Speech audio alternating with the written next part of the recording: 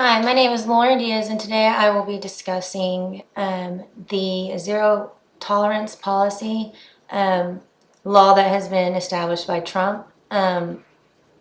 This law is based on detaining individuals who break our laws by illegal or entering our country illegally. To kind of touch base on that, for the last several years, Central American migrant families have arrived at the U.S.-Mexico border in relatively large numbers, many seeking asylum. While some request asylum at the U.S. ports of entry, others do not do so after entering the United States without inspection, i.e. illegally between U.S. ports of entry.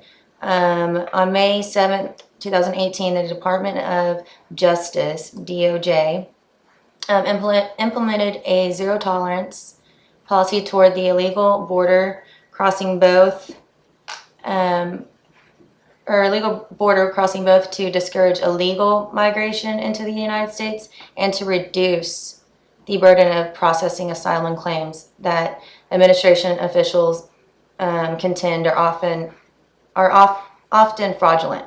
Under the zero tolerance policy, DOJ prosecuted all adult aliens apprehended crossing the border illegally, with no exception for asylum seekers or those with minor children.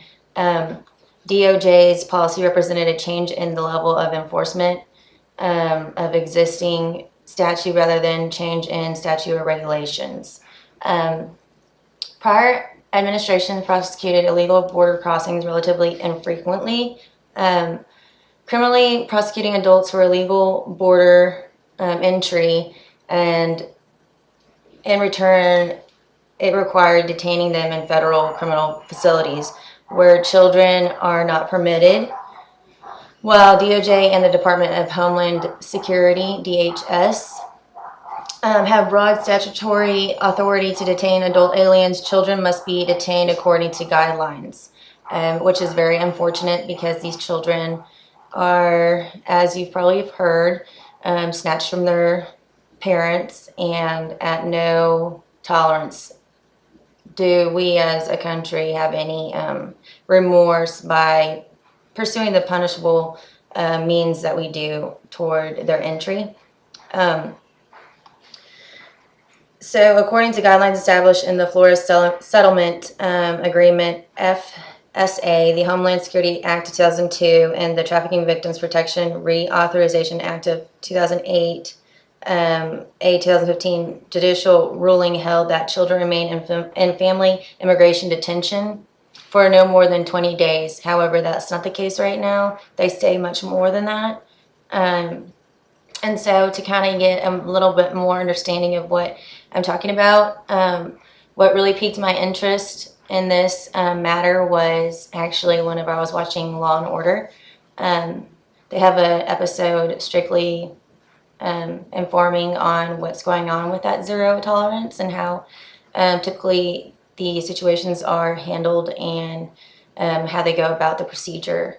In this episode, a mother was taken from her daughter and prosecuted and put in a jail, and anyway, this little girl ran away, causing a lot of aftermath. And when she finally got apprehended into the right care, they went searching on exactly where she came from and everything, and turns out she was the daughter of somebody that got detained, and she was hoping to search for her mother, and on her runaway act from her foster parents, she had got in the wrong hands of somebody, and that's how it led her to be in police custody. And anyway, so I'm going to show you all this clip from that scene, and maybe it'll kind of give you a gist of exactly how detrimental this policy is. Hi, we're here to see Gabriela Sosa. Is she stationed here, ma'am? She's one of the children who's being detained here. I'm sorry, ma'am. Those types of visits are not authorized. Get your CO down here right now. I'm sorry, sir. I'm not authorized to do that. Listen, son. I didn't hunt through the mountains of Quang Tree for 3 years to have a baby-faced MP tell me what's authorized. Am I clear? Soldier. Yes, sir. That's fun.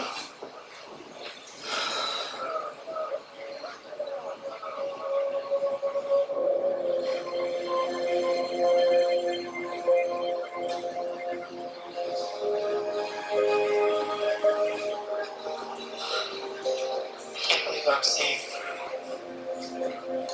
Gabriela Sosa? Step forward. You have the release orders? Here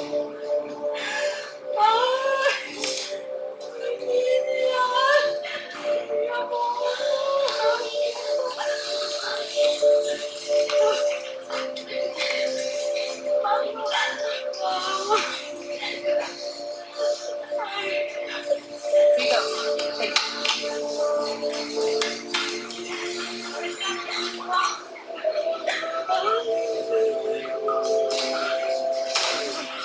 How in the world do you John pull this off? The supervising judge in the Fifth Circuit grew up in Chicago. We trained at the same gym. Peter threw together the asylum petition and Judge Connors pushed it through. Thank you. Welcome to America.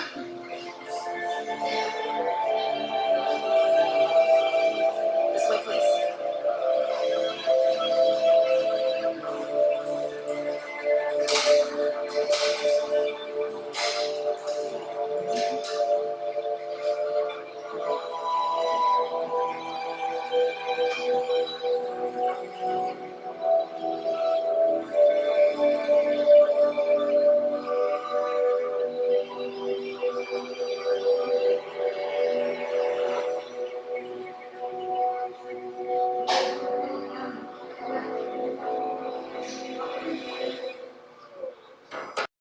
Now, based on my findings, I was able to find out certain details as to how much it costs us just to detain these children, and right now we're at a budget of $200 per child. I just believe that we as a country should deviate from such hard punishment, especially for children who sometimes are even just babies. Whatever their circumstances are as to why they fled over here and want to seek establishment here in the U.S., we need to be a little bit more understanding on that and find an alternative procedure to fix everything that's going on, and possibly just go ahead and let them earn citizenship so that they're not just held captive in these detention facilities. I know that there has been several stories that reporters have even discussed in regards to how intense the separation of families, parents, and children are whenever they are detained and caught for illegal entry. But like I said, I feel like that highlighting and being aware of this problem is essential to our country and to all the families affected. We need to figure out a positive alternative, and we need to do it so that these young lives aren't impacted in such negative ways. I'm a mother of one, and I know that, Lord forbid, if I were put in a situation like that, I would definitely not know what to do, nor be okay mentally. Something like that is very traumatizing, and that is also why I stress the fact that we need to figure out something for these families. And my conclusions, unfortunately, alongside with my findings, are just to the point where it is a situation that we're aware of. It's a situation that we didn't think it was going to happen as much as it has, and we haven't really found a exact solution to this problem, which we need to quickly, just because of the thousands that are being held captive and the thousands that are being sent to jail and prosecuted. We just need to go ahead and find some alternative source so that we don't have to punish these individuals the way that we are right now. And as much as I would want to have that answer already established and found out, I do not. I just know that we do have a zero policy tolerance law implemented, and I understand both sides of that. At the end of the day, they shouldn't be entering illegally, but the amount that are, we should take that into consideration and at least try to gain them citizenship, not let the fact of our policy go beyond our morals and beyond what we have already acknowledged, which was that America is a great country and, you know, the land of opportunity, and we need to stand behind our thoughts and views on that. Instead, we are pretty much going against that and contradicting our beliefs by not allowing them to and then punishing them for it. But this definitely has been one research project that has touched my heart, and I just hope and pray that we can all come together, because it's going to take all of us to figure out an alternative, and it's going to take all of us to be more aware about the families that are being in such a distress state of mind right as we speak. And even though we have our own set of problems, we must also take into account what our country is participating in by captivating these individuals the way that we are today. Thank you for your time, and I hope this brings awareness to everyone. Thanks. Bye-bye.